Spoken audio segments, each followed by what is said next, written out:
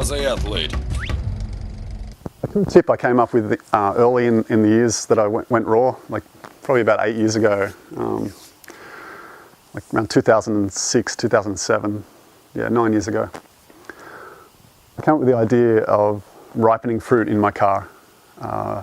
It was brilliant. I was working away from home, and I was working in an office area, so I'd park in the car park, and I'd often I'd go to the markets in the morning and leave the fruit in the car for the day, and then it just made sense to just have that fruit where I was spending most of my waking hours in the office. And if the temperature outside, you can choose whether you park in shade or park in the sun, and you can actually control the ripening of the fruit quite well by putting your fruit boxes either in the trunk, in the boot of the car, or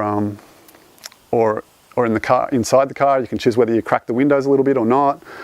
You do have to be careful, because there was one time where it was a super hot summer day in Canberra, Australia, and the heat just kind of filled the car, and it was super, super hot. It was up in the up above 40 degrees Celsius, so above 100 degrees Fahrenheit, and the heat just kind of rose up in the car, and there was a line across my papaya where below that line they were scorched and like brown and burned and boiled inside basically, and above it was still raw.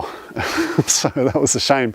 I lost half the papaya, but for the most part, if you keep an eye on the produce, you can use it to really ripen your fruit really amazingly well. It works really well with bananas, and because it also captures, if the windows are up, it captures the ethylene gas in the car, so it'll ripen all the fruits really quickly by having concentrated ethylene gas.